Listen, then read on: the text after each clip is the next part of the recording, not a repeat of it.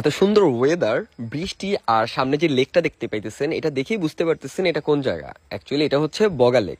আর বগা লেকে কিভাবে যাবেন, বিশেষ করে বাসে কিভাবে যাবেন, সেই আন্তপান্ত আপনাদের দিব। সো আমাদের যাত্রা শুরু হয়েছে ঢাকা থেকে, ঢাকা সাদাবাদ থেকে শ্যামলী পরিবহনে। শ্যামলী হানি বিভিন্ন পরিবহন যায়। এই পরিবহনে আপনি টিকিট কাটতে হবে বান্দরবান শহরে বাসে টিকিট কাটার পরে টিকিটের দাম ডিপেন্ড করে পরিবহন এবং পরিবহনের কোয়ালিটির উপরে। আপনি ভালো পরিবহনে গেলে দাম বেশি, রেগুলার পরিবহনে গেলে দাম কম। ঢাকা টু বান্দরবন পুরা জার্নির মধ্যে আপনার বাস এক জায়গায় থামবে, সেটা হচ্ছে কুমিল্লাতে। সো কুমিল্লাতে নামার পর ওখানে রাতে খাওয়া দাওয়া করে নেবেন, ফ্রেশ হয়ে নেবেন। দেন নেক্সট ডে যখন বাস ছাড়বে, এক ঘুম দিবেন, এক ঘুমে আপনি সকাল হয়ে যাবে। সকাল হলেই আপনি দেখবেন আপনি প্রায় চিটাগং পাস করে ফেলছেন, বান্দরবনের কাছে চলে আসছেন অথবা বান্দরবন শহরে চলে আসছেন।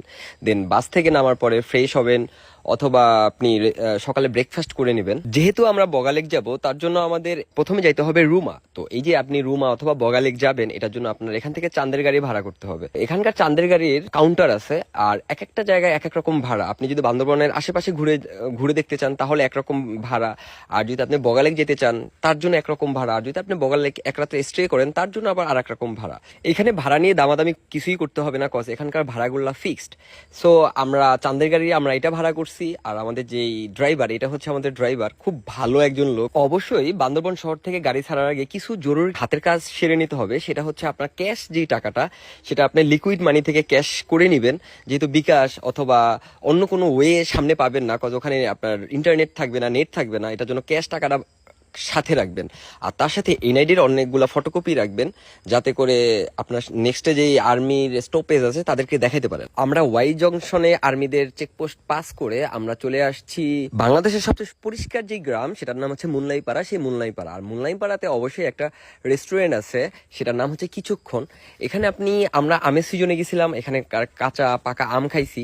ও তার সাথে আর একটা জিনিস বলে রাখি, আপনারা যে বগালেক যাবেন, এখানে যাওয়ার পরে কিন্তু আপনার অবশ্যই গাইড নিতে হবে এখানে যাওয়ার জন্য। সো আগে থেকে আপনি গাইড বুক করেও রাখতে পারেন অথবা যায়াও বুক করতে পারেন। ইভেন তার সাথে আপনি বগালেকে কিন্তু এনাফ রিসোর্ট আছে, সেই রিসোর্টগুলো আপনি কিন্তু চাইলে আগের থেকেও বুক করে রাখতে পারেন ভালোগুলো, আর রেগুলারটা আপনার আগে বুক করতে হবে না। এবার যেটা বলতেছিলাম, কিছুক্ষণ রেস্টুরেন্টে একটা স্পেশাল চা পাওয়া যায়। এই চাটা ফুল দিয়ে তৈরি, এটা খায় দেখতে পারেন। 3 রকমের চা আছে, চাটা খুব টেস্ট। আমরা রুমা বাজার রেখে আমরা চলে যাচ্ছি বগালেকের দিকে। যাওয়ার পথে প্রচুর পরিমাণ রৌদ্র ছিল, সবাই বলতেছিল যে কি একটা বাজে ওয়েদার পাইলাম। আমিও নিজেও খুব আপসেট ছিলাম যে এমন ওয়েদারে কেন আসলাম বগালেক। আল্লাহ করতেছিলাম যে যদি একটু বৃষ্টি হয়। সো দেখতে দেখতে আমরা বগালেকের বড় যে একটা পাহাড়, সেই পাহাড়ে উঠে গেছি। মানে আমাদের মেন যে যে পাহাড়টা, সেটা পাস করে এখন আমরা বগালেকের উদ্দেশ্যে রওনা দিচ্ছি। আমার পাশেই দেখতে পাচ্ছেন আমাদের গাইড,